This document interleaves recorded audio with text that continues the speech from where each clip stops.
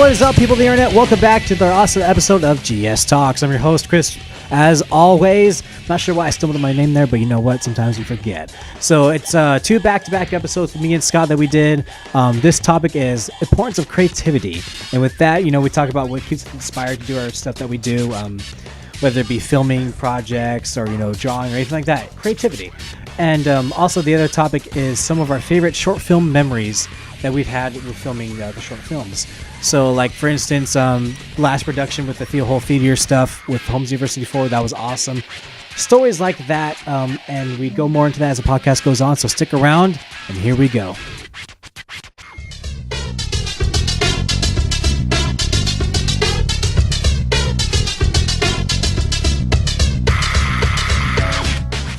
What is up, people of the internet? Welcome back to another awesome edition of GS Talks. Once again, it's me and Scott bringing you back-to-back episodes of the show. So, we and Scott were talking off camera during the end of the last podcast, and we came across a topic we wanted to kind of tackle. Real quick, Scott, how long would you say you've been doing short films? Well over 10 years. Including The Dream, yes, around... probably like 15 years. 15 years. How many of those films that you made would you say, percentage-wise, that you're really proud of?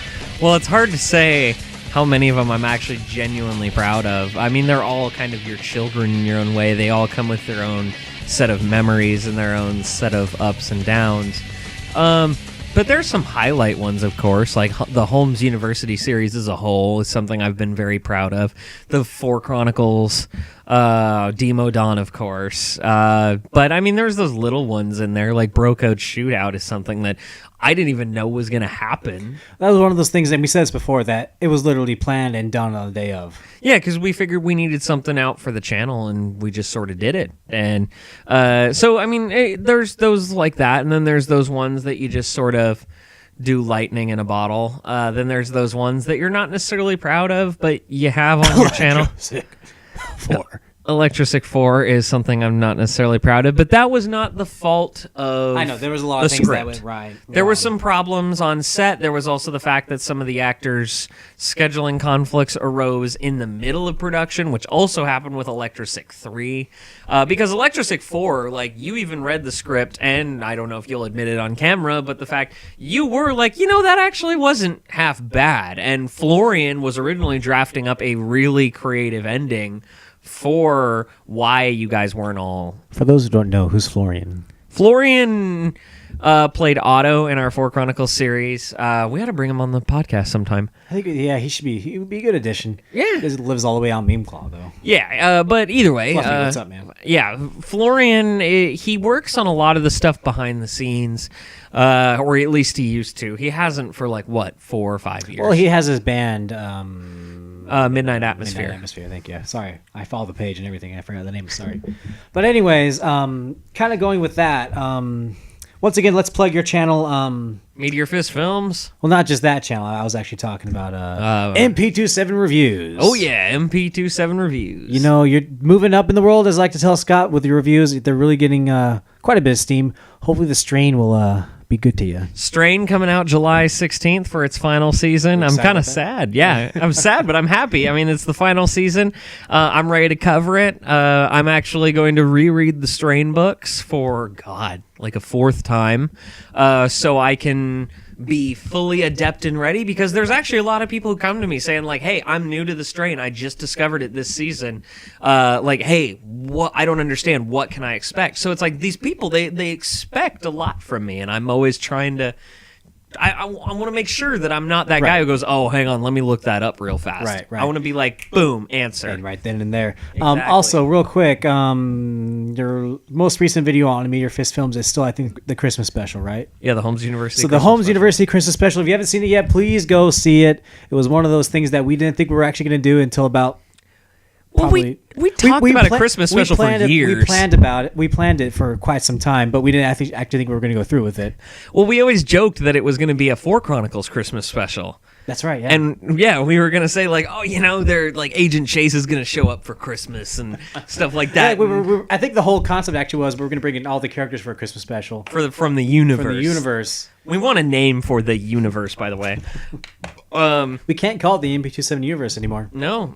I mean, I guess you technically could because it's still in that era. I mean, someone told me to call it the universe of monsters, but at the same time, that already exists. It exists, yeah. I want to like stress that with the Christmas special, that's something that we talked about an Electrosick Christmas special. We talked about a 4 Chronicles. We just wanted to do a Demodon. Christmas special, honestly. We've just always wanted to do one, and Justin, bless his heart, as Holmes, he really didn't want to do a Christmas special, but he did. In his words, it's a pagan holiday. Yeah, it's a pagan holiday, which I do want to bring into another one if we do another one. I'm not going to confirm on camera we're doing another one because we don't even know. I mean, we had a blast. We had one day. That was the first one-day shoot we'd done in a long time. Yeah, and it was hectic. We all wanted to rip our hair out, and at times we were pretty miserable, but it was still fun. It was fun, and it turned out great. And it was cold. It was dang cold. That was the coldest day I think that Washington State has had in years. I think so. That day that we were outside filming. Yeah. We had to run around in it and all that stuff. We had to like cover the camera in coats because it technically was unhealthy for the camera and the lenses at how cold it was. Right. So once again, go check out Holmes University, the Christmas special on Meteor Fist Films. And yes, we still are in production with Holmes University 5. If you had listened to the last podcast or watched it, we are taking a short hiatus because of Justin due to his injuries that he was on set. Once again, Justin, feel better, man. And don't worry because of the fact that we're not ending Holmes University because of this. Because some people, when we told them that they got injured, they were a little worried that, oh, hey, is Holmes University, is this the death of Holmes University? It's not the death. If anything, there will be a little bit of a hiatus, but it's not going to be like between Holmes. I mean, for God's sake, with Holmes 2 and 3, we ended up taking a year off to recuperate. Right. But we're not doing even that long. It's like at most we have to wait like a month. Yeah, and I'm kind of okay with doing maybe one. I was kind of pushing you to do maybe 2 or 3 Holmes Universities in 1 year, but I think I'm okay with 1 to 2. Yeah, 1 to 2 a year. And we just so you guys all know, Holmes University 6 even is already written. So, I mean, we've already known where the series is going to go for how long now? I think we try and keep at least 2 films ahead. I think so. So it's like we already know where it's going. Right. You have no concern right now. So, once again, do not be concerned. Holmes University 5 is coming as soon as Justin heals up. And now that we've said that, it'll be like a 2-year delay, and it'll be that thing. We have that curse. We have a curse. We have a curse. We're not going to mention it because we don't want to get cursed. Well, it's the release date curse, where we say a release date. Notice how we haven't not had any release dates until like maybe a week before we actually release it.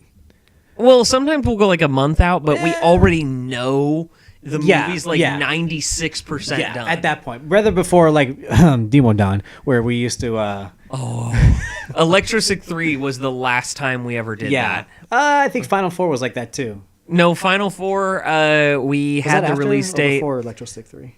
Electrosick 3, I don't remember actually. I think they were around. We shot them around the same time. Well, anyways. Holmes University, but no, sorry. Electrosick 3, we announced a release date like 7 months before the production even began because we knew when everybody was going to be in place. And we were like, so we then at that point would have like 2 months to shoot it, edit it, release it. And then scheduling complicates it. And we had to cut shortcuts. We had to get a body double for Ben Lord. Right. We had to actually... The story itself, the first, 6 minutes of it is the actual story. And then after that, we just branch off because... we had, this flashback thing. I wasn't part of that production, unfortunately. Electrosick 3 is what we're talking about, right? Yeah, you didn't miss much. Well, I don't think I was in 3 at all.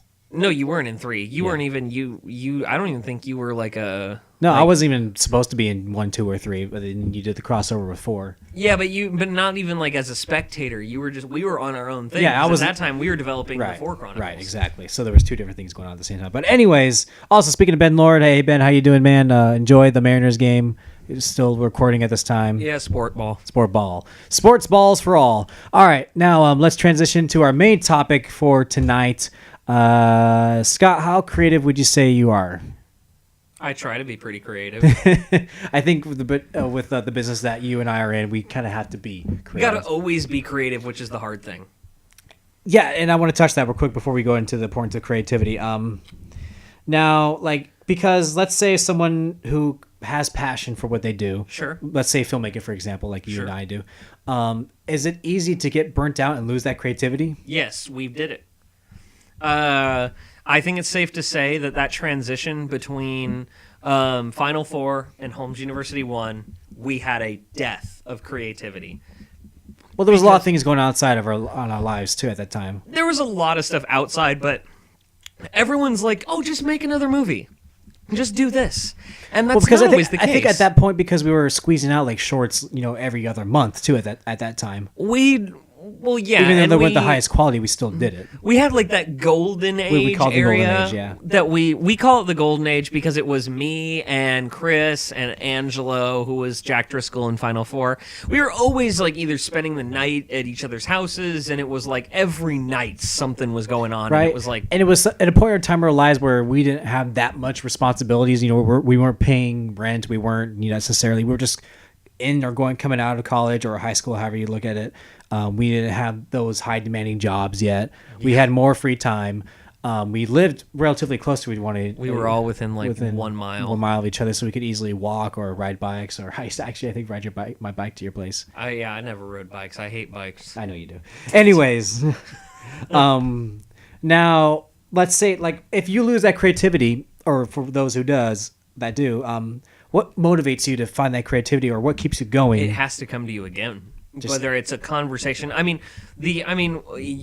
It can be as small as you and me are talking about an idea over Facebook, and all of a sudden, boom, the light clicks on, there's the project. With Holmes University, it was I needed a project for film school at the time, and they said, well, here's the parameters you have to follow. And I said, oh, holy crap. And I was watching Sherlock Holmes like 7 months before that, and I was like, I wonder if that's possible for us to do and stuff. And then all of a sudden it hit me when I was reading the parameters of it and went, holy crap, we could do our own Sherlock Holmes. And that is really where that stemmed. That's where I got that inspiration. But we'd had a death of 7-8 months of just there was no creativity. Yeah, there was nothing.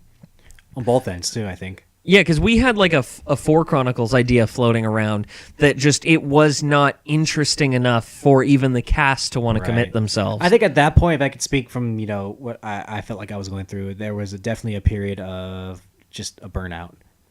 Yeah, well, it was because we were shooting every week, yeah, or at least mostly every week. And at one point or another, I think I did leave the production altogether. You did a couple times. 3 times. Yeah. I mean, the audience would never know because based on our release schedule, to me it looks like you just didn't join a cast. And it wasn't until this was way after Final Four that we, I think, where you started to get that creative inspiration back was with Fifth Dimension, because that was well before Final Four. Was it? I thought it was after. No, are you sure? It was around the same time, but Final Four, I believe, was after. Maybe you're right. You may be right. Yeah, well, I think so, anyway. If not, but Fifth Dimension, we did get a creative spurt. Right. Although the creative spurt died, being all honest, 2/3 of the way through that production. But that was because of the stress of that cast. Right. Because the cast was rather It was a demanding. it was a different challenge for you. Yeah. Even though I came in at the very end. Yeah, I was going to say, you came in on the last day of shooting. Literally, and then I was put in 3 episodes. I was like, hey, okay. And we're still actually working on Fifth Dimension. I want to go back to it. I think it's a very interesting concept, and that's something that we need to do for sure. But you read the story. I have, and I love it. Going back to the creativity part, though, what has inspired you? A lot of things, really. I think that mostly what's inspired me is just good characters and good drama and just compelling ideas that feel real. A la Well, I mean, the British television shows to me trump everything. I mean, aside from Doctor Who and Sherlock, which are pretty obvious, you have things like Broadchurch or Fortitude and things like that, where they're like really compelling stories. Yeah, stories that are just.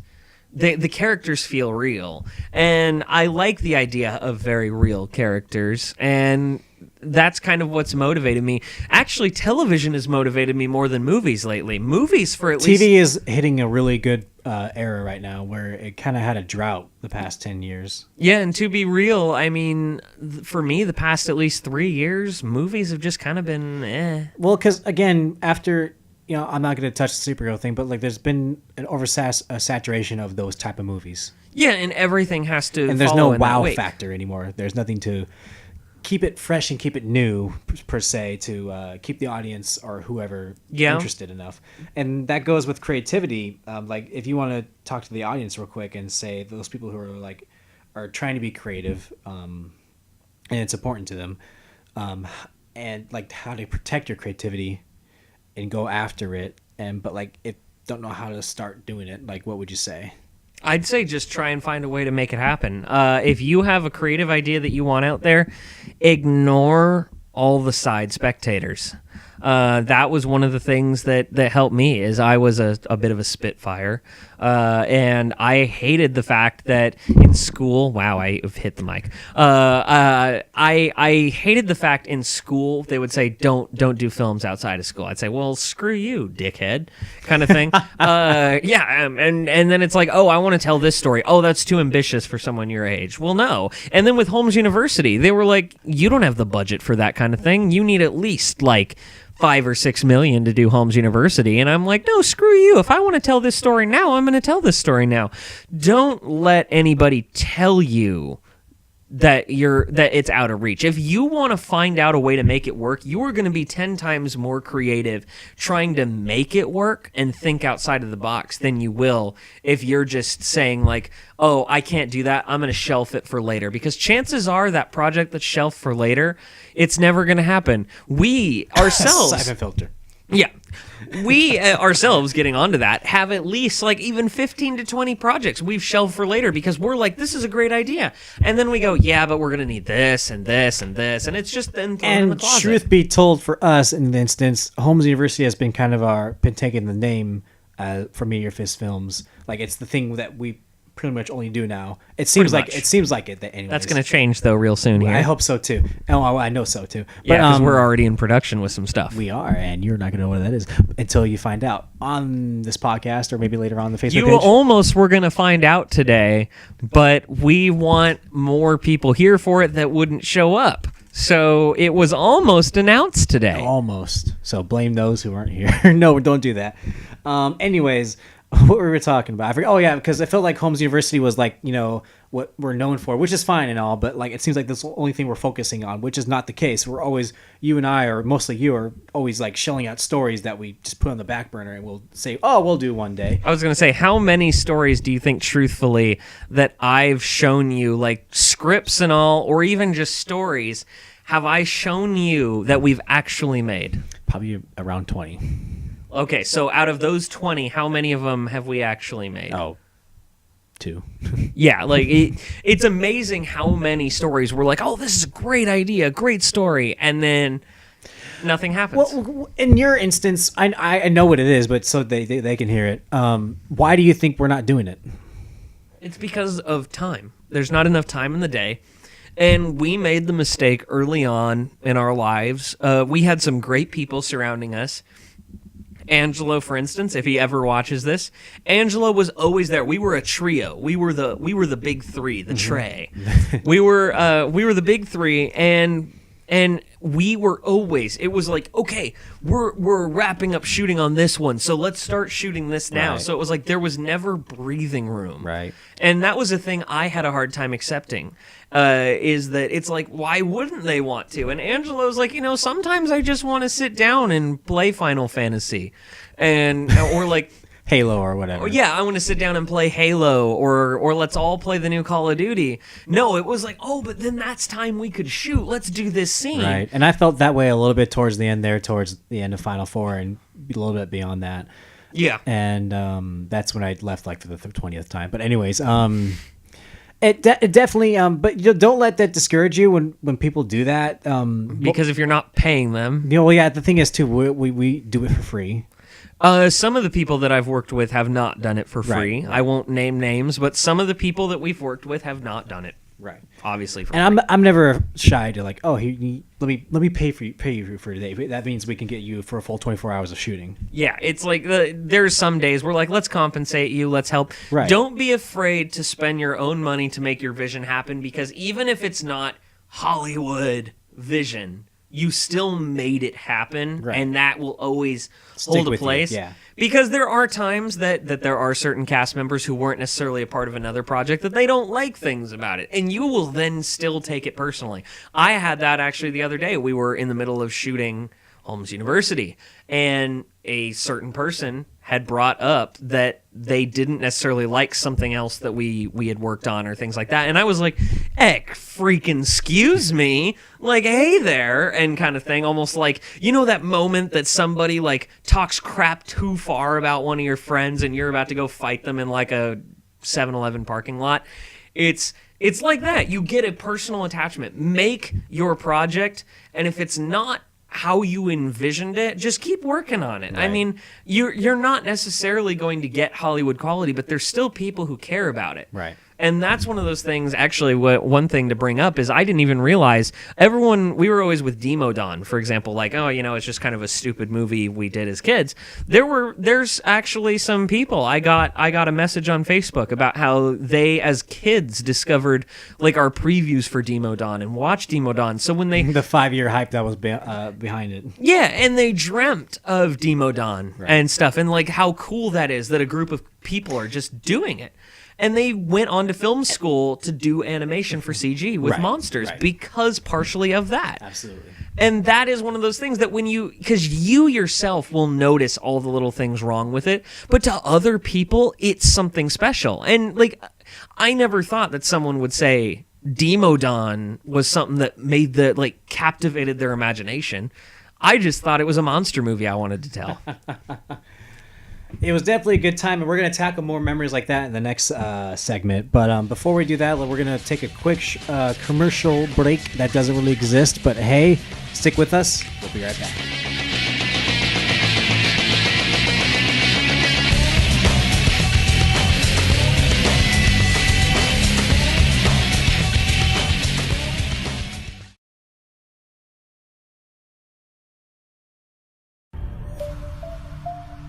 Why is he upset? I think there's things about him that we'll never understand. I've seen the darkest corners of the universe. I've walked in the halls of gods and fought in the lairs of demons. I hope we can help him. And for the first time in my life, I have no idea where I am, what I need to do. I'm scared. It seems like I'm fighting a losing fight. People need me, I know this. And I won't stop. I can't stop. Even when I feel lost, I know I can't give up. Just as you should never give up on me. Even in my darkest hour. I'm the doctor. I promise. I will never ever stop. No matter the cost. Stand with me. Believe in me and I will stand with you.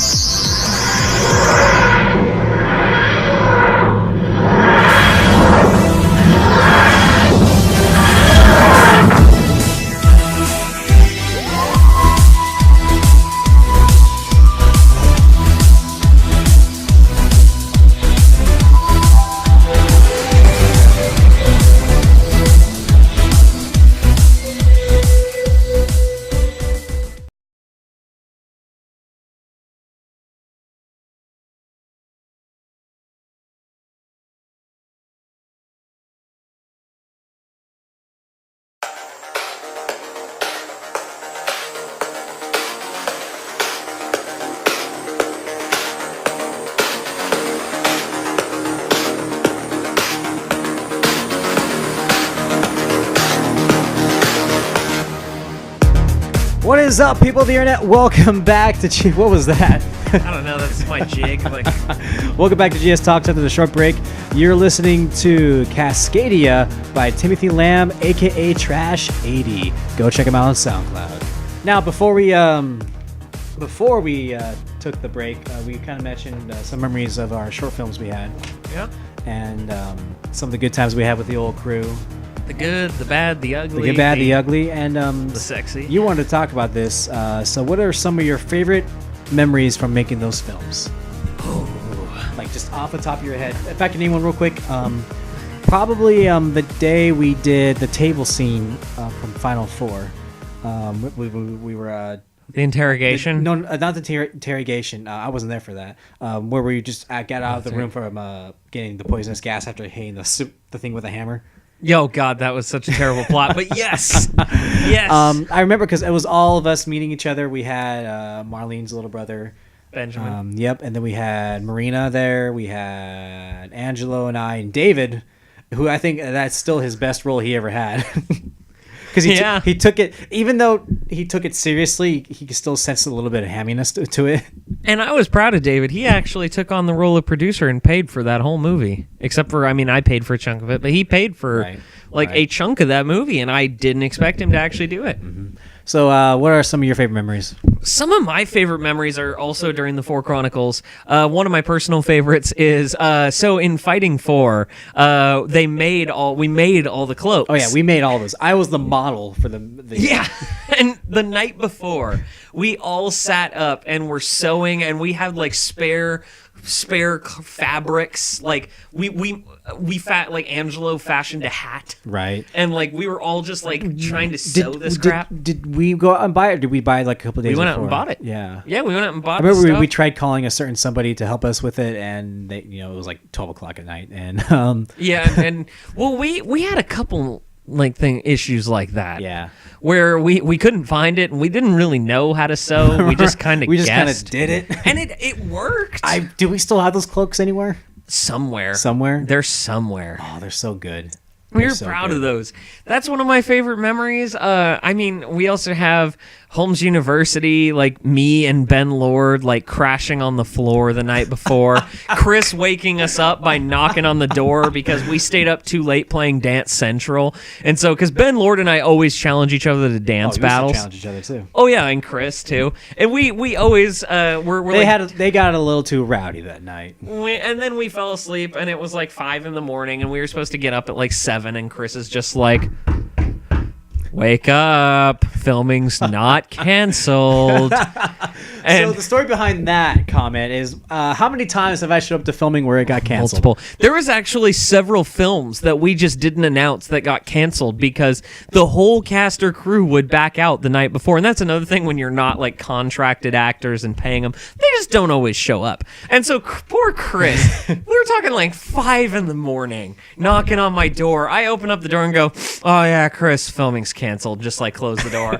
And he's like, I drove from freaking Newcastle, which is like 20 miles away. Right. And after like 20 times of that happening, he now teases me every once in a while saying filming's canceled. I make a tradition of trying every film day to tell you that filming's canceled. And I don't know if to take him seriously or not. That's the sad thing. It's just kind of the gamble of it. Because one of these days it's going to happen. Actually, it did. It happened a couple weeks ago when we were working on a project. You're right. And it did happen. You're right. And I was just like, filming's canceled. Hey, to that person's credit, they didn't. Okay, I'm not going to get into it. Yeah, it happens. It happens, though.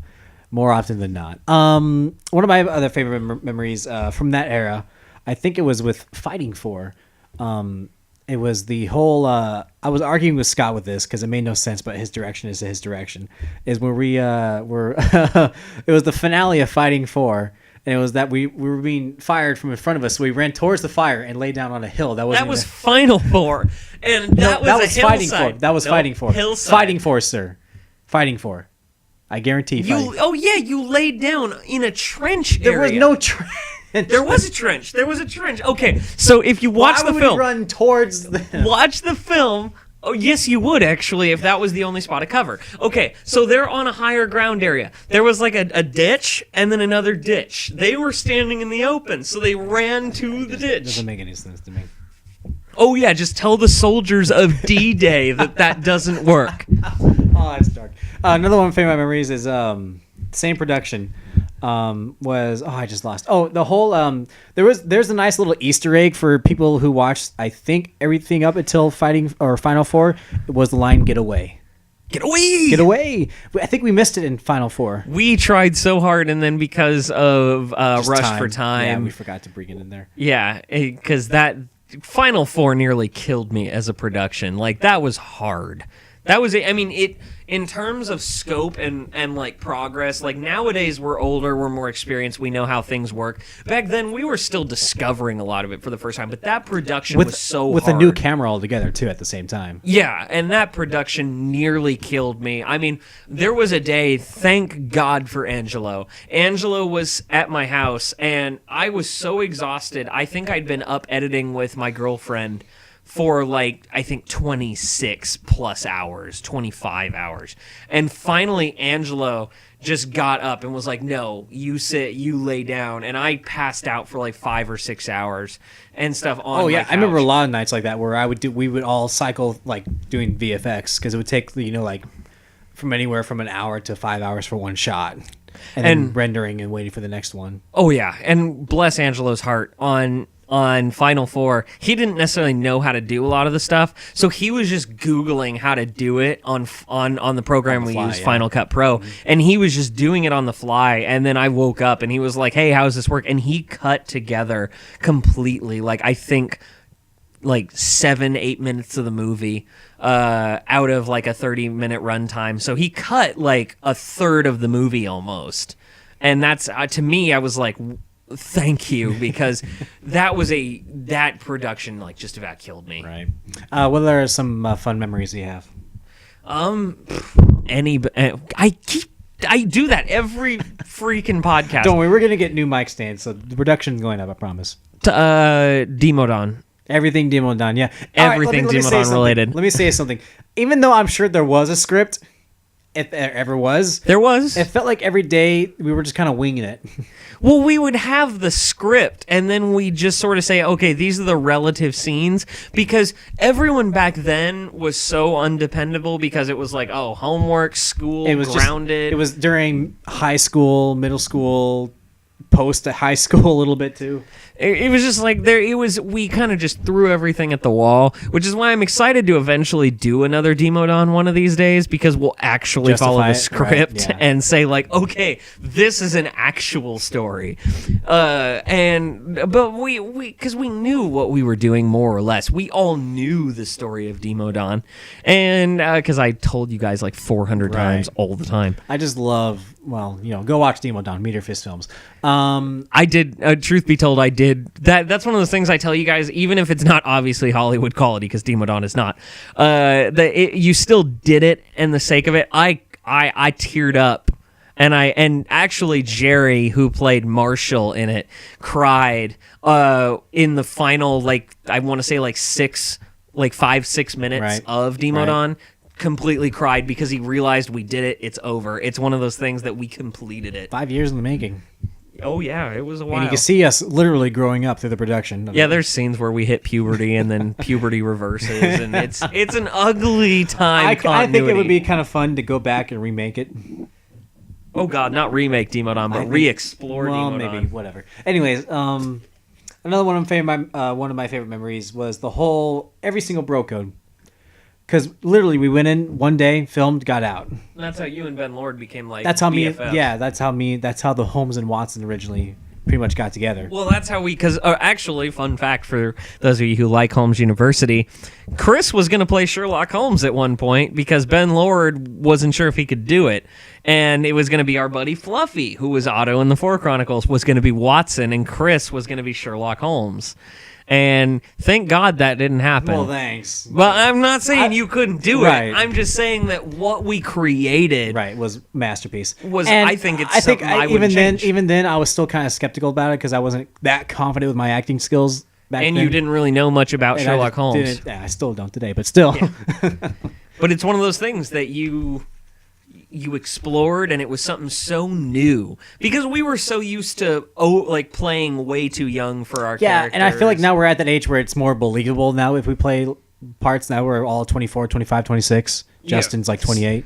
So it feels like something it feels more believable, and it was also something we were actually playing the proper ages for, in the proper environment for. Right. It wasn't like, oh, Well, technically this now we're living playing. room Now is now we're FBI headquarters. Right. Well, now with Holmes University, especially now, we're actually playing parts younger than us, Technically, yes. which is kind of fun, honestly. But because we can draw from our own life experiences right, and things like that. we want to actually let's touch on that for a sec. A lot of your films have little bits and pieces of real life moments and scenarios thrown into there. Yeah, I don't want to comment on some of that. For those who know, you know.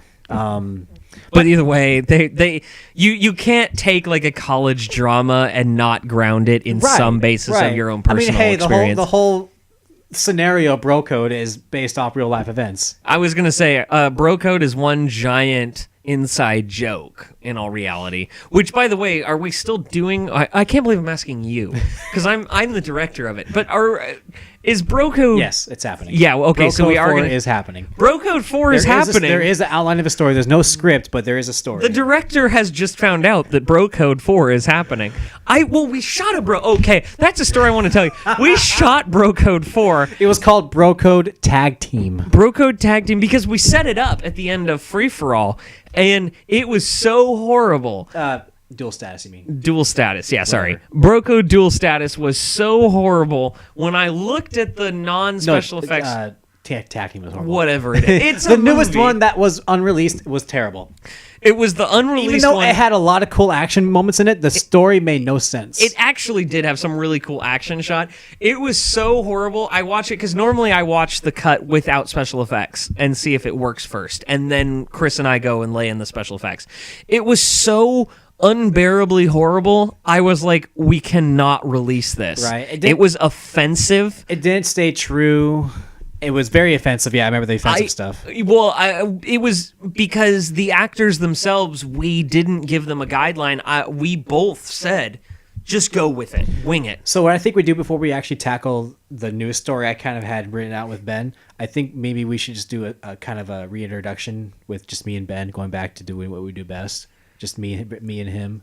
Oh, now they're getting a glimpse into our production meetings. Before we do the big story that I wanted to do. Well, yeah, because we kind of wanted to set up like a broverse. Right.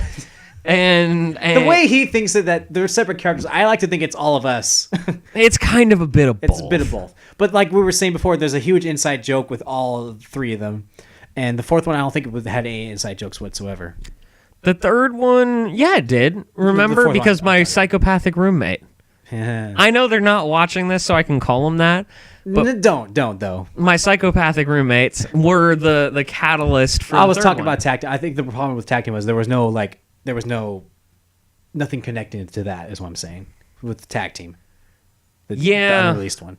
But anyways, no, that's dual status. I thought. No, tag team. Whatever. Anyways, the unreleased one. Dual status was the third one. Free for all the second. Shootout was the first one. I went backwards for some reason. Yeah, I was gonna say, wait a minute. But anyways, let's keep going with some stories. I don't know. I keep going back to the golden age, as we call it. Well, because there was a lot of random stuff that was just fun to do. I know there was fun stuff. War. There was fun stuff the past few years, but nothing that really stands out. Like, yeah, I mean, I keep thinking of Pudding War. Pudding War is an example of something that's like an impulsive idea. All right, look, me and Scott do not dabble in smoking the marijuana. We do not. It seems like we did when we made that. We did not. We just were bored with Florian one day, and we're like, never done it. We literally said we need to make a story, and we did.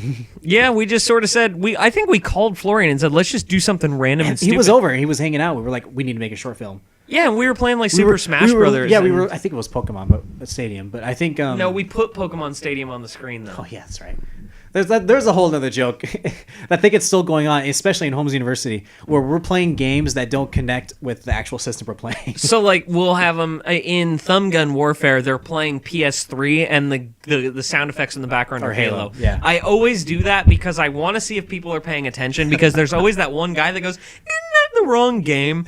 But I just always do that because it's like a goofy. It's your touch. thing. It's Scott's touch too. It's just like why there's movies like, for example, Live Free or Die Hard, where they're playing Gears of War, and it's clearly a product placement for Gears of War. I don't like the video game product placements where just a character's randomly playing the proper video game. I'm like, have fun with it or something. Right. And so, like, that's one thing I always love with Drake and Josh as a show. And that was one of my inspirations, actually, for that, was Drake and Josh, they always would take, like, with the GameCube and had the game sphere. And it's like, just have fun with it. Make up something. Right. I like how almost in every film, too, we have, like, a couch scene where we're playing video games. The couch scene is always great. I always put a couch scene in generally in the stories. It's a natural place to have a... Yeah, because it feels real. Right. And that's one thing I have to stress. If anyone's thinking about making a film, try and make something that feels real. Like base it off of you. Don't be afraid to say, well, this is something I've wanted to do, or this is something I would do, and just use that. Use your own self. Right. Some people get a little weirded out when you make an inside joke and you know that they're kind of a part of the inside joke, but just have fun with it. Have fun with it. Tell them you're having fun with it. Absolutely. Do you have any more memories? I was going to say Demodon is really my biggest memory. Biggest one. Well, let me go more recent. Let's kind of think back. Oh, Holmes 4 with the theater. The theater. Okay, so the night before... The night before we shot the party scene, right. And that was a rough day for a lot of actors. Yeah, there was a lot of things going on, but just all together, we were after we were done shooting that scene, we all had fun that night. We all got. I didn't, because I was rewriting a part of the script. Okay, well, the cast was having fun. Yeah, I was going to say the cast was cutting loose, as the hip kids say.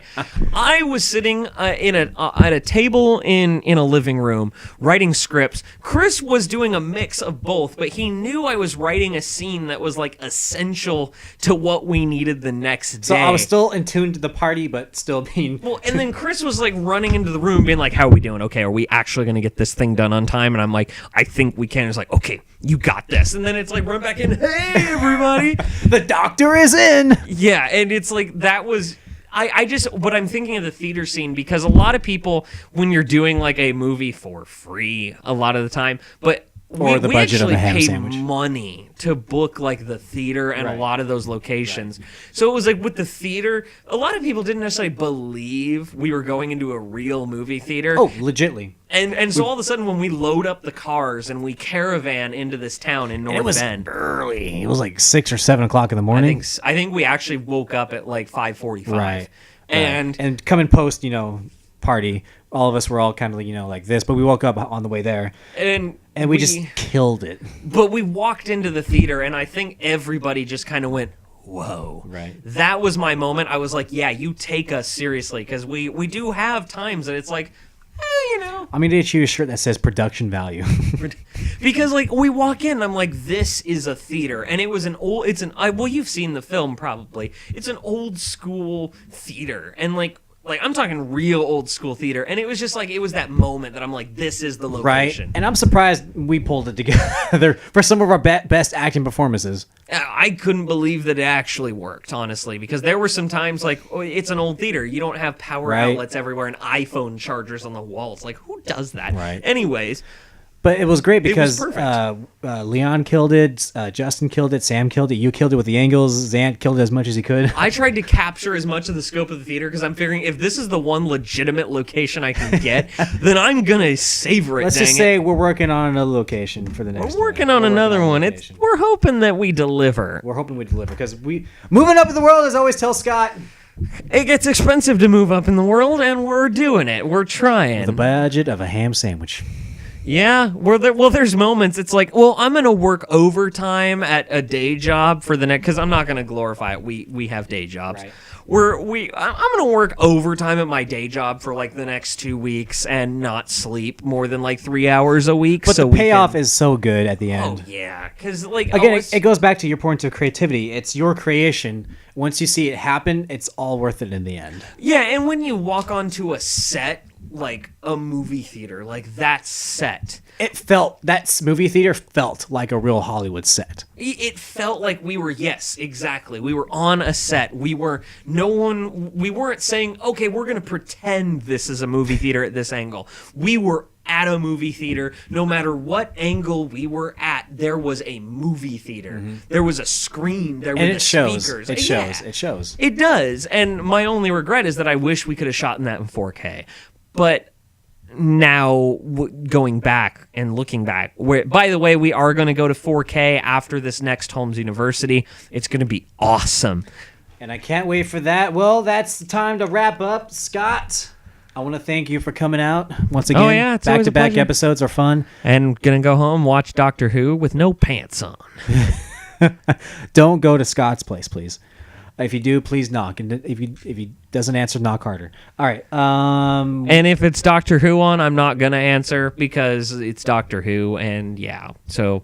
and don't try and break into my house either. Don't do that because there has been someone who's tried to do that and it doesn't end well for them. Let's just say Scott's fists are not his only protection. Gun owner. America. Gun owner.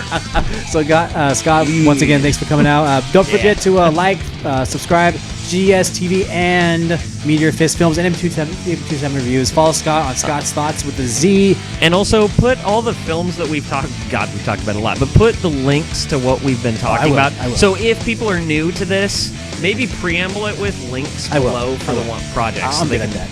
They can get their commentary. So once again, thank you guys for listening and sticking with us. We'll see you next time, hopefully with the full crew. It'll be a good one. Good night, guys, gals, and everything between. Guys, gals, and everything in between. Love you guys. Later.